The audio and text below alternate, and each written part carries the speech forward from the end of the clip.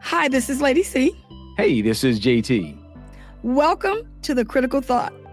In the upcoming episode, we're going to be speaking with an individual that is a former elder, member of the Bethel family, a musician and songwriter, life coach, and author.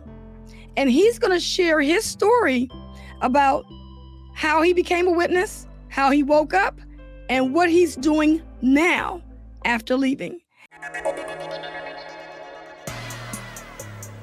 You're listening to The Critical Thought, where we challenge our listeners to use critical thinking when examining the teachings of Jehovah's Witnesses. And we want to welcome Gary Alt.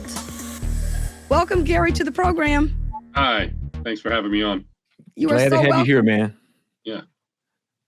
So you want to tell our audience a little bit about who you are and how you became one of Jehovah's Witnesses? Okay. Well, you got it all right. I do a lot of things, but an author, life coach, and a musician, and a songwriter. I only became an author since I left the organization. And I don't actually think of myself as an author. It's not my main thing. But when I came in, it was the mid '70s. I was a teenager, and I was very, very concerned about the Vietnam War, or Vietnam conflict, as I would put it, because we weren't actually at war with Vietnam, but they were at war with each other. But just different things that I like Christmas I started to wonder why I'm supposed to enjoy a holiday when there's all this misery in the world. And that's kind of was my focus. And I was kind of prime candidate, because when you think about how they recruit people, it's almost always, you hear these things on the service meeting about what world conditions can we talk about this week. And it's about the price of a head of lettuce or the price of gasoline or something ridiculous. But they always tapped into the fear of the world and how we're just tired of it and we just want it to go away. And so that I was a prime candidate for it, because I was always wondering about why are things such a mess, and what does the future actually hold? So, but where I came in, what I think is important about my story is that it was actually very different. I mean, the organization in general has changed. It's tightened a lot. It's clamped down on, the way they treat disfellowship people. It's gotten worse and worse. But so I think things were a little different everywhere back in those days. But especially where I came in, the elders really did not enforce ideas upon people like you can't go to college. If you do go to college, well, it's up to you, but nobody's going to talk to you anymore. It wasn't like that. And things in general weren't like that. It was more, if you had a question about something, they'd show you how to research it and how to make a decision, but they'd leave the decision up to you. So as a 15, 16-year-old kid, they weren't making decisions for me. Now that's kind of different for most others' experience, especially if they were raised as witnesses.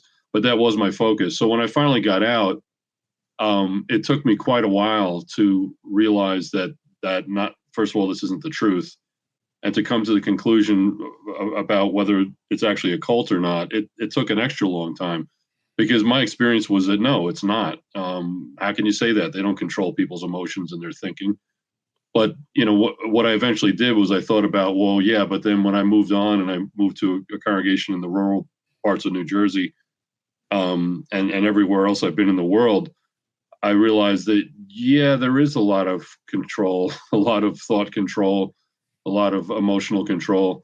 It just wasn't my experience 100% where I came from. But so instead of looking at it from my personal perspective, I started to looking at it from the whole picture, like the worldwide picture. And that's how I was able to kind of put it all in perspective and figure it out. Yeah, that's a good point. People often will tell us on the channel, well, they didn't do that in our congregation, which may be true, because the elders many times may not enforce those particular viewpoints.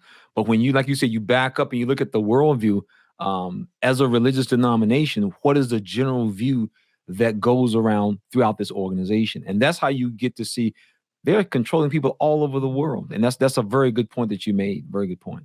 Yeah. So now, Gary, you mentioned that you were 15. So were your parents witnesses, or did someone contact you in school or something like that? What was going on? No, none of my family ever have been witnesses. To this day, none are. my birth family, that is, and all my extended family, my cousins and grandparents and everything, aunts and uncles. None of them were. So it was actually difficult for me to get in because I was opposed. At first, nobody seemed to mind that I was studying the Bible with my best friend who lived around the block. To answer that part of your question, he was a schoolmate, and I knew him since the age of 3. But oddly enough, I never knew that he was a Jehovah's Witness. It's kind of sort of I mean, I'll say this in all honesty, even if he's listening, I'll say that we would refer to him as a double lifer, because he was like sort of in, like, but mentally and emotionally out. Like, he was never a bad person. I really would never say that he was doing bad things like drugs or whatever, but he was sort of fighting it, like, because it was his mother's religion and he had no choice about it. But I could say that with a lot of comfort, because he's out.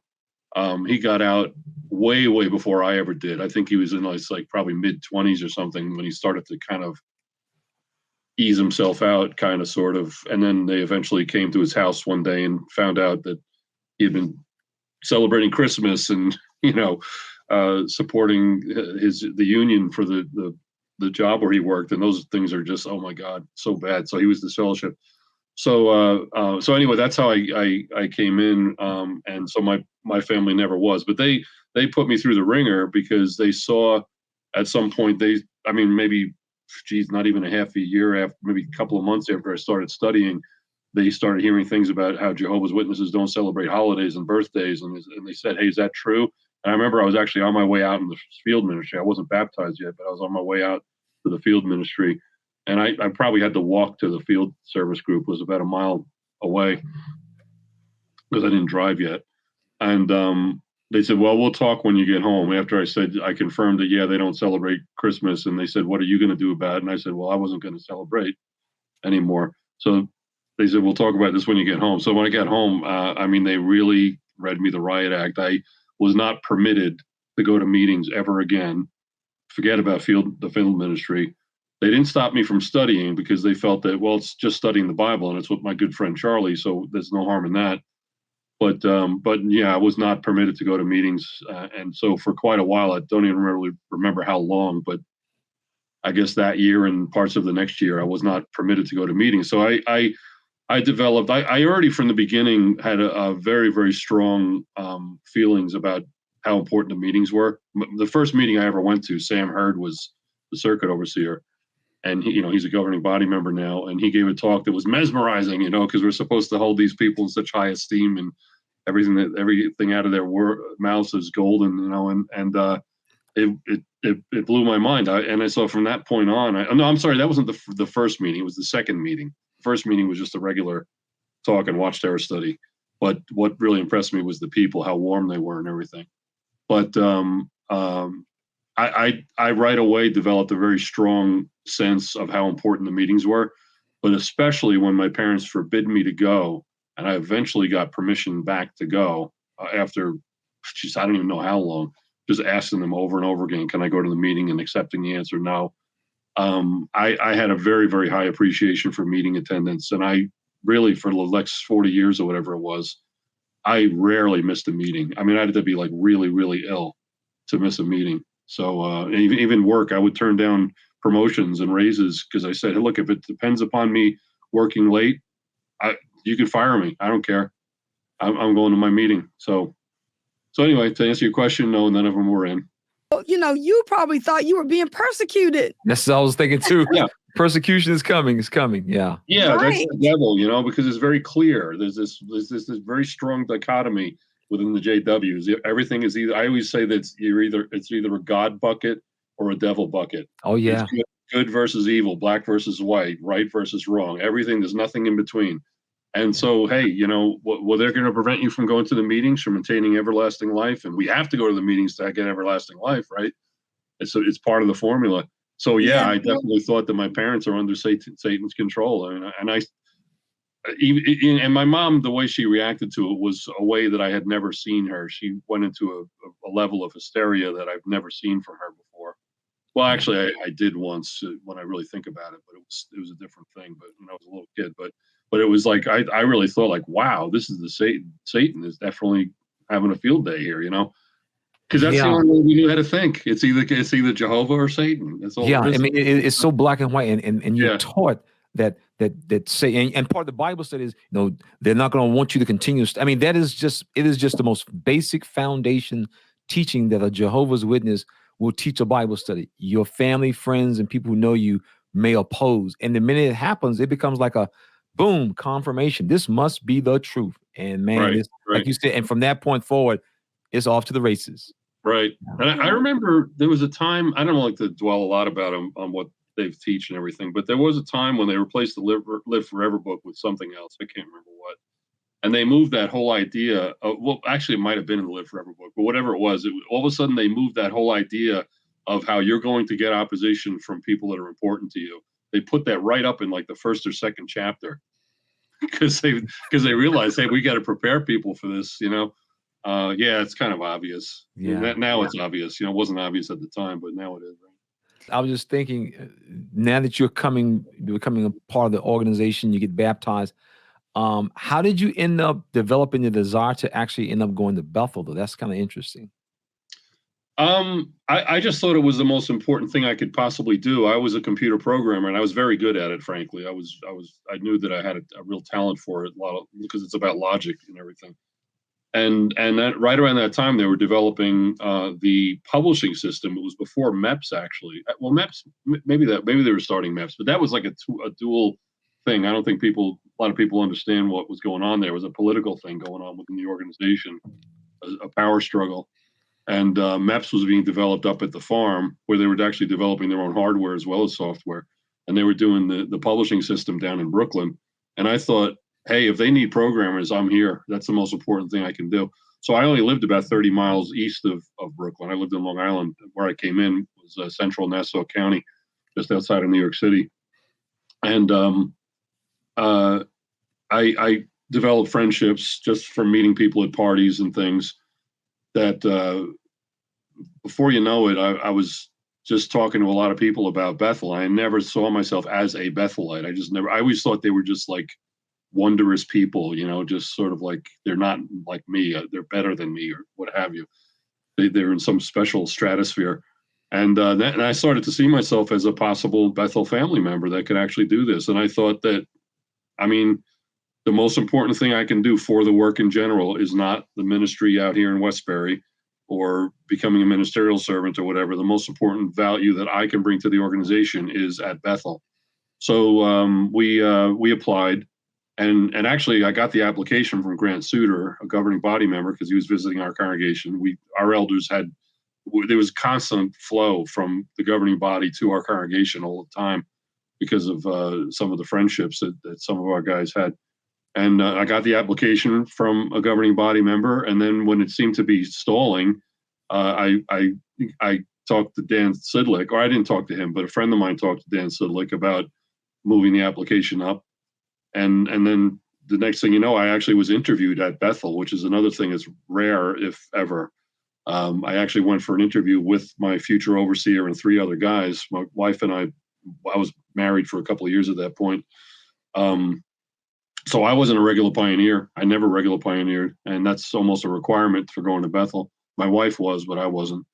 And so the next thing we were at Bethel. And so the governing body, I knew all those guys pretty well. I sat at a governing body table, which basically means that when you have lunch and breakfast, you're with a governing body member, and it rotates. So every week it's a different guy, and then they go back to the beginning. It's alphabetical, so it starts with Barber, I guess, was the first one, and it ends with Schroeder or whoever. And we would just start all over again, And I think you know that because you were at Bethel, I think. Yeah, we was at the same time. Yeah, in the 80s, yeah. So I knew those guys, and I worked directly with Dan Sidlick. I had Gary Barber up to my house for the weekend. Even Lurch has been to my house for the weekend, for a whole weekend, like from Friday to Sunday night. And so I kind of knew those guys to one level, the degree or another. In other words, some more than others. And so, yeah, that was my experience. And so I never saw myself as a Bethelite, but all of a sudden here I was. I was only there for like about, I guess, 3 years or something. So you had an interesting experience then, being in the religion, because as a person that wasn't raised in or born in, you really climbed the ladder and, accomplished a whole lot more than people who would have been born in or raised in. So you were really interested and thought this was the truth, huh? Oh yeah, absolutely. And I'll tell you what, even after I was out, it started, well, depending upon how you look at it. The day that I really was sort of starting to get kicked out and not associated with anymore was in 2012, just about almost exactly 10 years ago. But it wasn't until about 4 years after that that I got this fellowship. They finally caught up with me, I guess you might say, and for something I didn't do actually. But it wasn't until 2 years after that that I started to actually do some research and realized that, oh wow, this is not the truth. And as I told you, I studied cults after that, and it took quite a while after that I finally came to the conclusion about whether or not it's actually a cult. So yeah, I mean, I was diehard. I mean, even in those years from 2012 to 2016, when I started to get phased out until I was actually kicked out, I was holding on for dear life. I mean, I just wanted to be connected in some way because I thought this is the truth. And even if I don't make it into the new system, which I was pretty sure I wasn't because of the way they were treating me, I thought like, why are the elders treating me like this? It must be because Jehovah doesn't want me anymore. And I just thought, well, even if I don't make it into the new system, it's still going to be there. And I'm happy to know that the world's going to be straightened out one of these days. So I still believed 100% that this is the truth, even with the overlapping generation, because that came about several years before I started to leave. And I thought it's ridiculous. It's the dumbest thing I ever heard in my life. And there's no scriptural backing to it, really. And, but I still thought, all right, one of these days I know it's going to change. It's changed about 7 or 8 times over the years. So it'll change again and they'll come up with something else. And maybe eventually they'll get it right. Which they obviously have never been right about, because if it keeps changing, it's because it wasn't right. And now it is right. Then it wasn't. Now it is. Then it wasn't again. Now it is. So I just felt like, no, it can't be right this time. This is just ridiculous. But it didn't matter to me because I still thought, hey, we're still living in the last days and Armageddon is going to come and it's just going to be Jehovah's Witnesses that survive. I never quite believed that part, but I 99% believe that. I just still thought, as a whole, it's still the truth. Even if they treat people miserably, it's still the truth. It's the only place on earth where you're going to get the truth. So it took a really long time for me to kind of come down from that. Gary, I think you make a very, very powerful point, and that's what so many people struggle with. Once we buy into that idea that this is the truth, at that point, the doctrines don't really matter anymore. And it's funny because that's how we became witnesses. We were impressed with the doctrines in comparison to what our former church or our former religion may taught. But all of a sudden, the doctrines don't matter. I mean, I've talked to so many people, the same with myself and many others I know. We was just willing, well, this is the truth. And if they need to change something, Jehovah will fix it. And at that point, they can teach anything they want to. And we'll just go, as they say, we will go along to get along. And that is so true, but that you see it so many times with people as they struggle. Right. And in terms of like I said before, and I don't go into a big deal trying to prove, oh, this is a cult. I don't even care if you want to call it a cult or not. That's not important to me. But when I finally made the determination I did after studying about cults in general and what defines a cult and what requirements, what parameters make an organization a cult, part of what finally made me realize the reality was, okay, so when does the cult thing start? I mean, it didn't start when I was first contacted by my friend Charlie, who I know from the age of 3. It wasn't just because we had a Bible study. I feel that the defining moment, at least with me, and I think pretty much with everybody, when that takes over, when that thought control starts, put it that way, when the thought control starts, is the moment that we say, oh my God, this is the truth. This is what I've been looking for all my life. This is the truth. Because from that moment on, it's not just what we have been taught and what we're learning now that's the truth, but it's everything that we're ever going to learn from this organization has to be the truth. That's a problem. I mean, that is like, we talk about papal infallibility, how if the Pope says something, it's right because he's the Pope. How is that any different? It's just, it's the truth because it's the truth. No, we no longer have to prove anything. It's just the truth because it's the truth. So that's where the thinking, the thought controls really starts, is when we come to that conclusion. So that was, a little before I got baptized when I finally drew that conclusion. I mean, I studied stuff. It's not like I just said, well, I don't have to prove it anymore. I remember studying certain things, and the one thing I remember very clearly being confused about was when I was on my own. I was studying one of the Revelation books. I forget which one. You know how they used to have them in two different books, the really fat one and the thinner one. And they were talking about the trumpet blasts and how those all related to talks that Rutherford gave at conventions in Ohio or whatever back in the 20s or 30s or whatever. And I thought, come on. I mean, no. So here I am, a kid that just decided this is the truth and I want to be baptized. I wasn't baptized yet. And I was thinking, no, this is absurd. I mean, but I read it and I read it and I read it over and over and over again. And I finally said, it has to be right, because this is the organization that's taught me the truth. And there's no other explanation for it. I mean, if those aren't the trumpet blasts, then what are they? I have no idea. So I thought, you know what? I'm just going to put this on the shelf.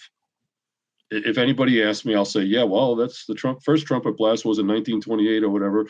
But I don't, I didn't make it part of me yet, but I thought, well, it must be true because they said it and I don't have a better idea. That's kind of part of the thought control, is that even if there's a doubt, you suppress the doubt. And for years, and I mean, how many times did they replace the Revelation book with something else? And they held to that idea that the trumpet blasts go back to Rutherford, which is so crazy. But you still, I was a book study conductor, and I would ask the questions, and I would say, "That's correct, brother. The first trumpet blast was 1928." That's how it controls you. It's not necessarily believing every single thing, hook, line, and sinker. It's believing 90% of it maybe, and the rest of it doesn't matter because they'll change it. Don't worry about it. It's fine. It's still God's organization. Yes. Great And you know point. what? And you said a lot there, but what I'd like to know is, you spent a lot of time in this religion. You gave up a lot. You gave up your relationships with your parents. So when you found out this wasn't the truth, how did that affect you? How did you feel? Well, when the first, okay, so it was a gradual thing before I found out it was the truth. I mean, I'll get to your answer directly in a minute, but the first thing that hit me was, I was treated really, really badly by the elders, and a lot in the congregation too. They treated me very differently when I stepped down as an elder. It just got worse and worse. And the first thing that really went south was something that my wife did, my then wife, who basically wanted to get rid of me. I eventually realized that she wanted a pillar of a husband that was going to go, 100% for worshiping the elders and respecting everything. And I wasn't going to be that way. And so she developed a plan to get rid of me. And part of that plan involved an amazing information campaign on her part. So basically what happened was I lost my friends overnight. I mean, literally overnight, all of a sudden I was persona non grata. And so the whole idea of the brotherhood, I realized like in a heartbeat that it's a sham. There is no such thing as a brotherhood. It just doesn't exist. It's only as long as you're doing everything that you're supposed to do, what they believe you should do. That's when they'll love you to pieces and they'll have you over, even though you're thousands of miles from home and you don't know anybody, and somebody will have you over to their house that never met you before. Those things really do happen. They really do. And we saw it many, many times. But they don't happen if you're not going to all the meetings, if you're not going out in service and reporting in field service. So I realized in a heartbeat that the brotherhood was just nothing but a sham. And that didn't, it in a way bothered me. I tried to get at least some of my friendships back and to no avail.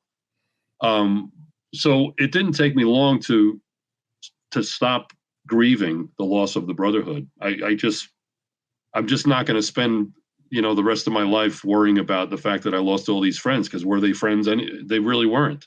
I mean, I did all kinds of things for them, and then this is what they did to me. So I can't depend upon these people for anything.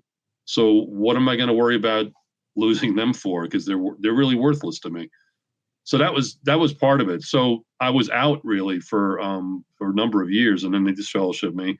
And like I said, I still thought it was the truth for a couple of years. And when I finally did the research, I did the research to prove to me that it is still the truth, because it was very important to me. I wanted to know, I wanted to believe that the kingdom is going to solve all the world's problems, because those problems still exist, and there's no reason to think they're going to get a handle on it. So I wanted to believe that the kingdom is the answer, that that Jehovah's Witnesses are correct, even if I wasn't going to associate with them. And little by little, I started to see, like, holy mackerel, the way the governing body comes to conclusions about doctrines, it's just so crazy. It's so arbitrary. It has nothing to do with what the Bible actually says. and not only that, but I mean, just like, I think the thing that really got me the most was when I realized that the conclusion that they've drawn about 1914 is really not correct. It's not just that it might not be correct, but it isn't. And it's provable from history and from all kinds of historical writings. And once I realized that, I thought, well, that kind of throws everything out of whack, because it's not just that 1914 isn't as important as they said it was, but also I always forget if it's 18 or 1919, whenever the governing body was supposedly appointed, or not the governing body, when the faithful and discreet slave was appointed by Jesus himself to look over his belongings on earth. Well, if 1914 is wrong, then so is 1918 or 1919. So then and then when I realized that the governing body actually didn't really come into existence until 1971, they used the term once back in the 40s or something, but they were talking about all of the board of directors, which was like 400 people. So obviously that was not the governing body in the sense that it is now. So the governing body really didn't exist until 1971. So when they decided back in, I don't know, 2010 or whenever the heck it was, that the governing body and the faithful and discreet slave are the same thing, that means that Jesus himself appointed the governing body, which is the faithful and discreet slave, in 1919. But it didn't exist until 1971. But Jesus appointed it in 1919. So those are the things that I started to realize, like, not only are they wrong about this, and that, but they're just wrong. They might be right about some things, I don't know, but it can't be the truth. It's impossible that it's the truth, because the faithful and discreet slave doesn't exist. The governing body does exist as an entity, but it means nothing. It's just a bunch of guys sitting around pushing pencils or whatever. So to answer your question, when I finally realized that doctrinally they're not, it's not the truth, whether they're right about a few things or not, it was freeing more than anything else.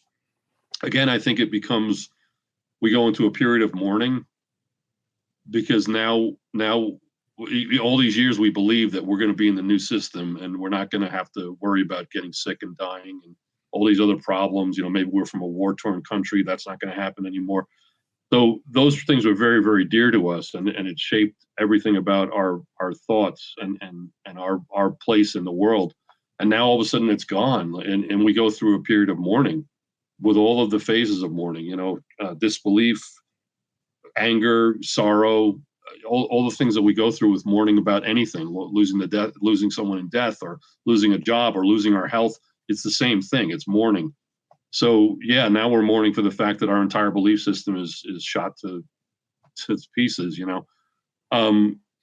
It didn't really hit me like that. It was more like it was a relief to know that I don't have to know that everything I believe is correct. It's okay. It's not only okay, but it's good to know that there are things that I have yet to learn. Because that's what being human is all about. We're always learning. I don't care if you're 80 years old, 90 years old, you're still learning. And to stop learning is to stop being human. So, I was just very, very comfortable with the idea that now my mind is more of an open book, and there are other things that I need to discover. Lady C and I, we feel exactly the same way you do. It is a good feeling to know that you don't have to know the answers to every question. Right. We have Right. like a little moniker on our website that I'd rather have questions I can't answer than answers I can't question. And Right. that is one of the problems we had as witnesses. We always wanted to ask the governing body a question. We wanted an answer. And when they didn't know the answer, they would just oftentimes make up answers. And it's very painful when you find that your belief system is so flawed that it can no longer stand up. And that is very difficult. And you know what? I'd like to know, you had mentioned that you didn't spend a lot of time grieving the loss of the Brotherhood. So can you tell us a little bit about how you were able to bounce back after leaving? Yeah. I had a radio show, an FM radio show, which I got about, I guess just about a year before my then wife's information campaign started, and I started to be kicked out more or less. And so I had friendships at the radio station, and it started out with just being a volunteer. During their fundraising, I figured, hey, if I can answer telephones and take credit card numbers, that's fine. And it's a way of, because I felt very, very strongly about the importance of radio and music and things like that. And I was developing friendships. It's just I didn't go too far. I didn't cement them. They were just friends, kind of from a distance, just that I would see at fundraisers. And I just tapped into those people. And I already knew who the ones that I really loved as like my core friends. I already knew who those people would be, just based on our relationship already. So I tapped into them, and I solidified those relationships, and I learned who to depend upon, who to spend time with. And I'm not going to say it replaced the Brotherhood, because it's never going to be at 100% equivalency, but I just found that I have to kind of look into myself first of all to see what my real value is. And I spent a lot of time. I basically had to rebuild my life. I mean, my life was literally destroyed. I had no money, no job. It all had to do with the stuff that my ex-wife did. No job. I couldn't even drive the car that I had actually bought. I had to drive a piece of junk that I was like given, more or less, and I had no place to live for a period of time.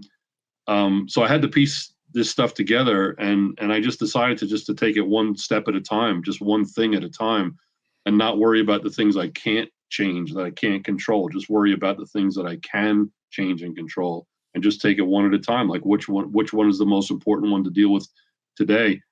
And so part of that, obviously you have hours that you're not working on all that stuff. You're just trying to relax and enjoy yourself. So I remember, like, on Friday nights, my friend Trevor had his radio show, and he would go on 8 to 10. So sometimes I would just show up. I'd bring him a cup of coffee. He'd say, "Hey, buddy, how you doing?" And then he'd say, "Hey, why don't you come over after the show? We'll hang out and play guitars." So that's kind of how I did it, was just reestablishing a network of friends and just taking one thing at a time and not worrying about the stuff that I can't control. And then how did you end up getting into life coaching? Well, I kind of realized that I always was a life coach. It's not so much a job or a career as it is a personality type, actually. And, people that don't have that personality probably shouldn't be doing it. Even when I was an elder, there were times when I was a hardline jackass, like everybody else. Like you have to listen to us, and this is the way it is. But there are a lot of times when I wasn't like that, and I'll just give you an example. There was one time when we got a call at the Kingdom Hall from a young woman we didn't know her. She was from a congregation across the river in Pennsylvania. And this is when I was living in New Jersey, as an elder. And so I went over to her parents' house. She was visiting them down the block from the Kingdom Hall. And the problem was that her husband had hit her. She's a young girl, like 20 years old or something, and her husband had hit her, and she left. She went to seek refuge at her parents' house. And I remember just asking her one question. I said, we talked a lot, but I just basically said, what do you want to have happen? And she looked at me like, what? I said, what do you want? What do you want to happen next? What do you want to have happen? And she says, well, I want to go back. And I said, okay. Instead of in my mind, I thought, you're crazy to go back because he's going to hit you again. That's the reality of it. A guy that hits his wife has a problem, and the problem doesn't go away with you going away, coming back, or leaving, going back. It doesn't change anything. he's going to hit you again. I can guarantee you that. But I don't want to say that because it's her decision, you know.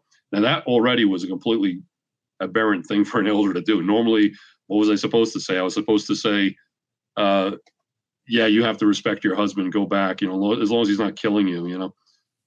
I never bought that. I thought that's the stupidest thing I ever heard in my life. And so I just said, okay, so you want to go back. So what does that look like? How do you think that's going to work? And the next, you know, so now she's not just talking about how to get home, but how that's going to look in the days ahead. Like, what's life going to be like? And so, okay, so then what happens if this happens again? Then what's your plan? You know, so I was just trying to get her to think without telling her what to do. And that's what a life coach does. A life coach listens and once in a while, confirms what the person said, that they understand it.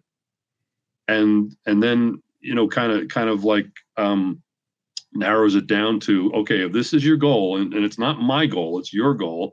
If this is your goal, how do you see that happening? What obstacles do you see getting in the way? And what tasks can you identify within, let's say, the next week or two before we talk again, that you can reasonably achieve and, you know, accomplish? And how would you do, you know? So this is what life coaches do. And that's what I did with this girl. And so I realized one day when somebody at work, and this is long after I was out and I owned my own insurance agency, and one of my employees said, "Can I talk to you tomorrow?" And I said, "Yeah, sure. How about 10 o'clock?" You know, so we talked at work, and for about an hour about a problem that she had, a completely unrelated to work. It was just about her family life. And I just listened. And the next day she came back and said, "Gary, you helped me so much. I went home and I did exactly what you said." And I said, "Okay, Janelle, but Janique rather."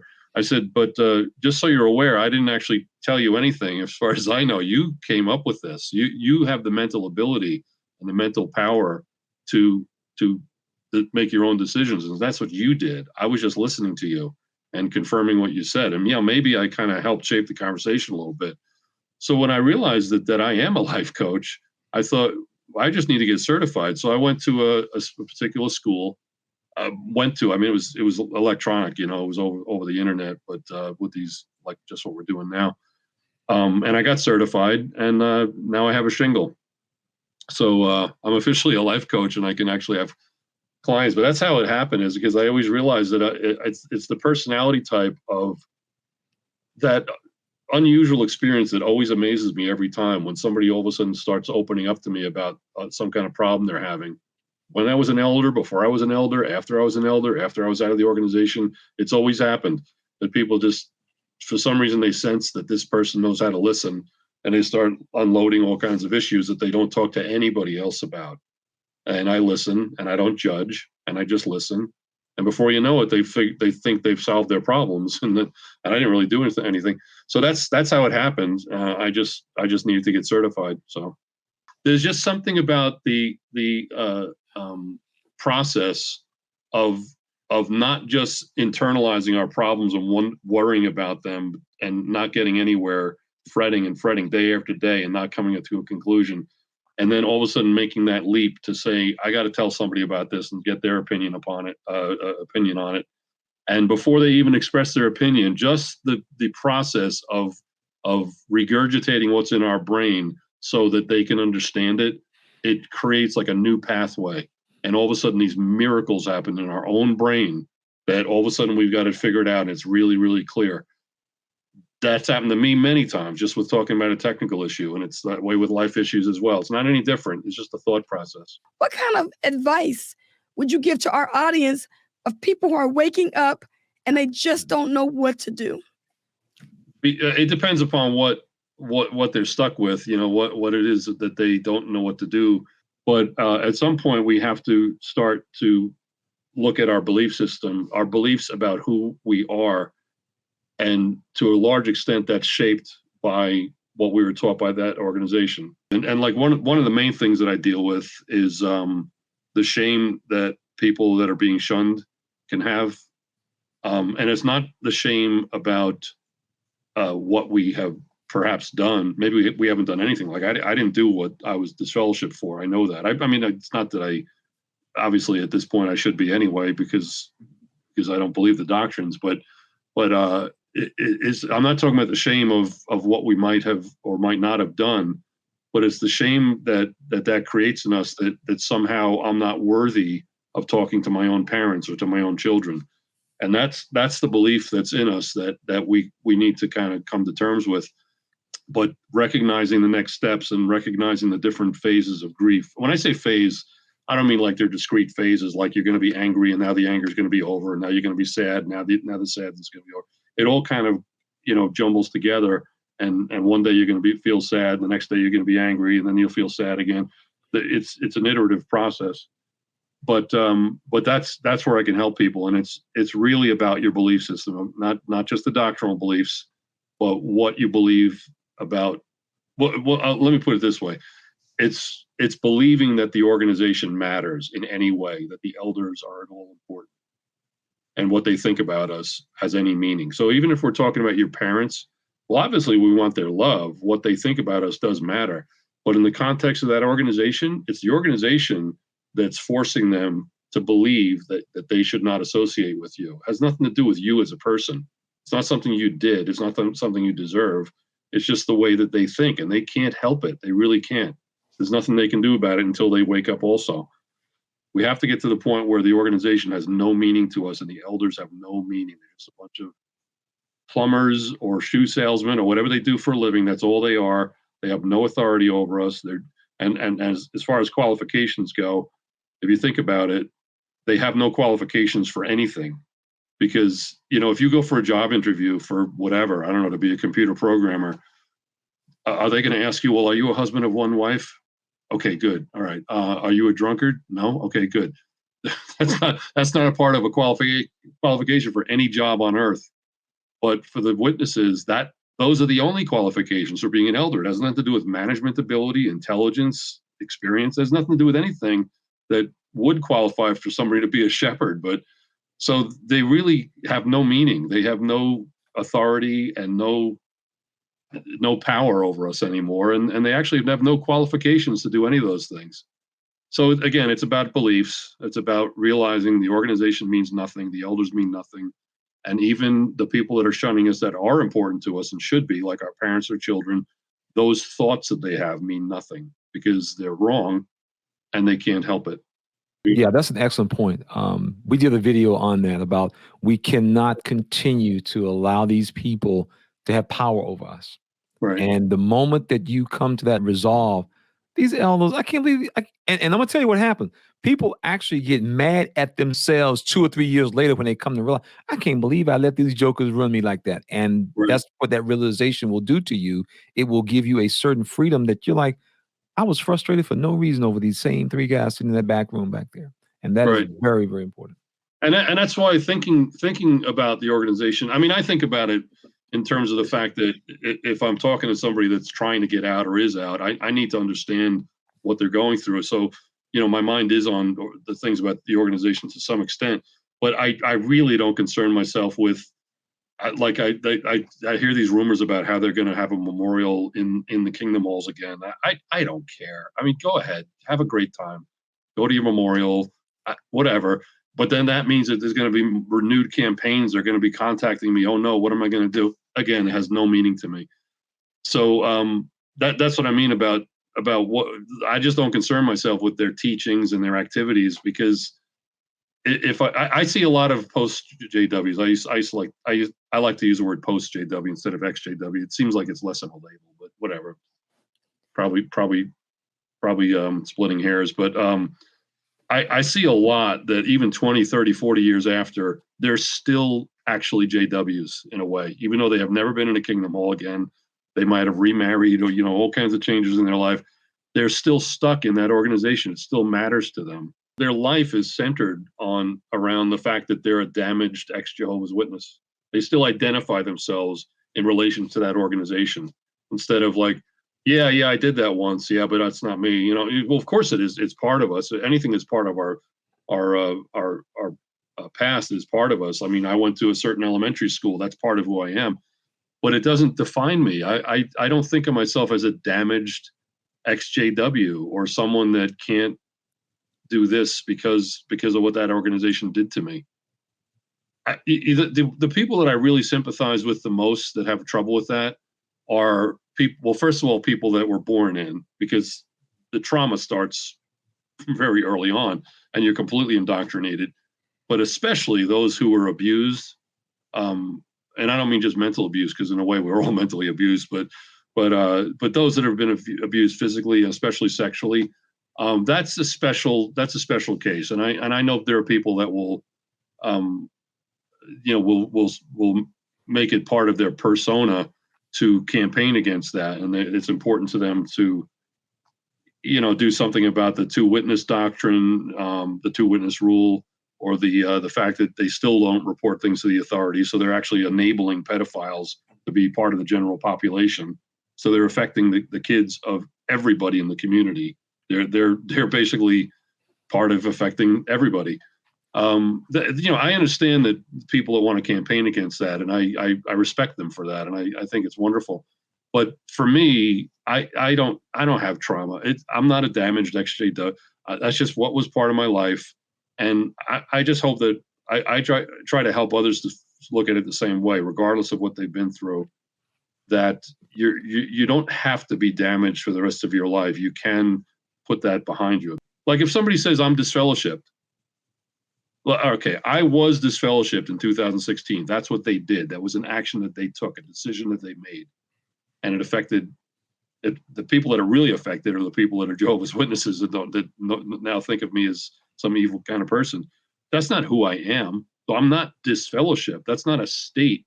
That's just a thing that an organization that's 1/10 of 1% of the Earth's population, that's how they look at me. Nobody else looks at me that way. None of the people that I work with, none of the people that I buy coffee from or go to get gasoline from, nobody looks at me as a disfellowshipped anything. It doesn't mean the word doesn't. If you said I'm disfellowshipped, they'd say you're disfellow what? Like what the heck was that? So for that to continue to define ourselves as people, we're still defining ourselves according to that organization. They're not literally JWs, but they're shaping their thinking about themselves from the standpoint of the organization, what my relationship is to it. The day that they disfellowship is the day that relationship ceased to be. I'm done. I'm not a Jehovah's Witness anymore. Never will be again. So what's my relationship to that organization? Zero, nothing. Good point. I like that because like you're saying, you're relating yourself and you keep identifying to the action that they placed upon you, and that can be really bad. Yeah. Yeah, and I think it really drives home the point that you said about one of the things that you did is that you took the time to examine what cults are, and that's something that we have always recommended. That's been one of our number one recommendations. And we did that ourselves by, taking classes. If you can go to a community college or whatever and take some interesting classes in psychology, then it helps you to better understand why and how a group like Jehovah's Witnesses work. And the point you made is we have to, and it's really, for many of us, it is part of our life. We won't ever get rid of it. In fact, the best one, the interesting thing you often hear people say is, I was in the truth 12 years ago. And so even some of the language, it becomes so ingrained in people because that's what cults do. They ingrain things in you. Mm-hmm. But I think the point that you've made is that we do not want that to become the identifying mark of us. Right.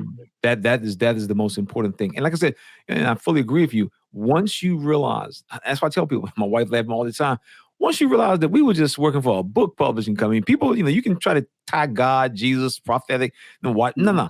Once you realize we work for a book publishing company, then it takes on a whole different dynamic. Elders are middle managers, circuit overseers are regional managers. I mean, we were part of a company. That's it. And just like when you leave your job in any other company, you move on. Right. And you don't keep saying I'm an Exxon, employee or Walmart employee. Yeah. You just move on. And so you Right. don't want it to become the dominant part of your life. Like people who went to Woodstock. Yeah, I went to Woodstock. I was crazy, and they just moved on. Now they're captains of industry. Right.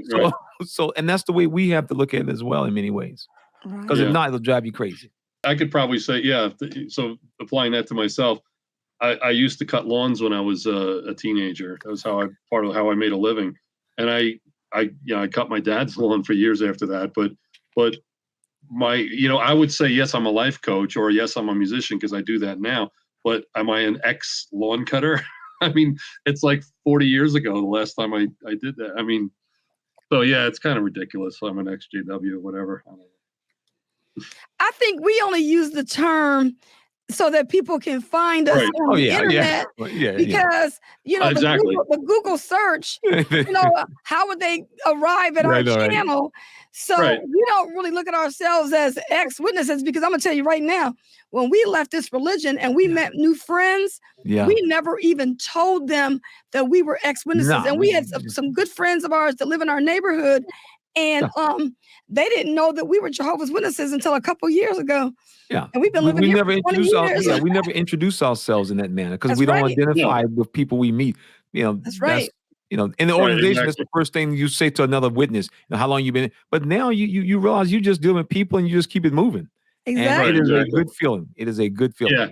Yeah. So I guess I would say, because I agree. I mean, I would probably say the only time that I use that term is in relation to helping somebody, because that's what you're doing. You're trying to help people. Yeah. And you have to have at least some knowledge of what's going on in the organization.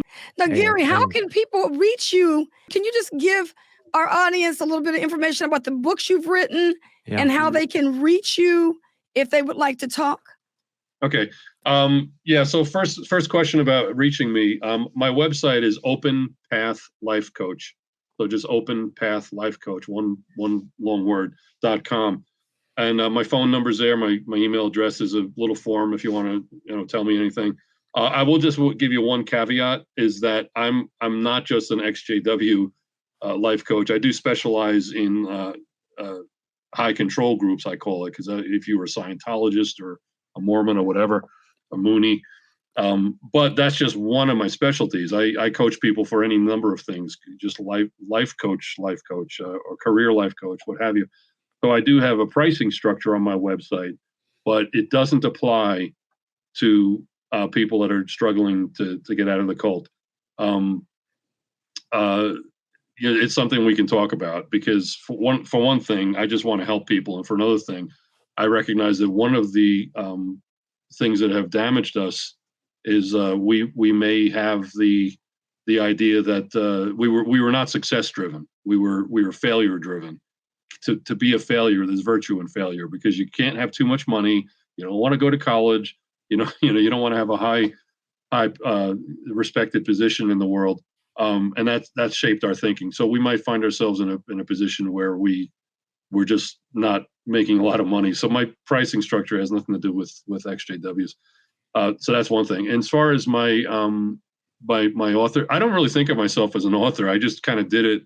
I mean, I've always known how to write. I guess I had a gift for it, but I just did it because I talked to so many friends that said you should write a book about your experiences. And these are people that were not ever JWs. So my first book is called Force of Will.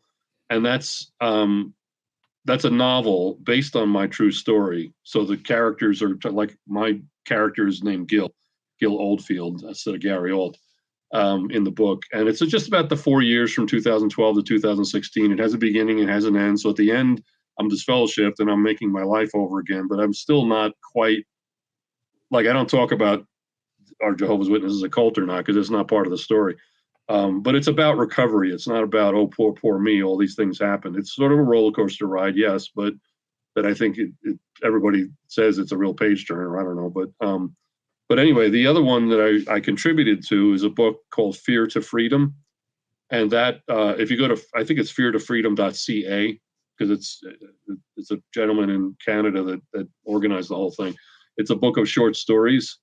And I kind of reduced my whole story to just 15 or so, whatever it is, 20 pages, just one of, I think, 17 stories, all by mostly XJWs, but also Mormon, and one person who's evidently Muslim. Well, I know she was, but doesn't really say that in the book.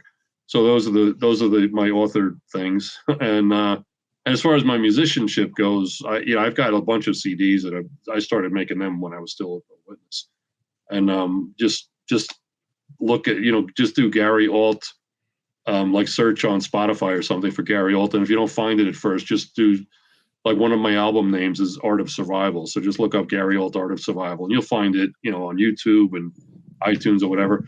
But the two songs I really like to talk about now are they were specifically targeted for the Exjw community. One is called Wake Up, and the singer, it's under the singer's name. Her name is Emma Jade. So EMMA, and then the next name JADE. And it's all about waking up and making something of your life. So it's sung from the standpoint of a young woman, maybe in her 20s, that is just realizing that I can be something. So it's called Wake Up, Emma Jade.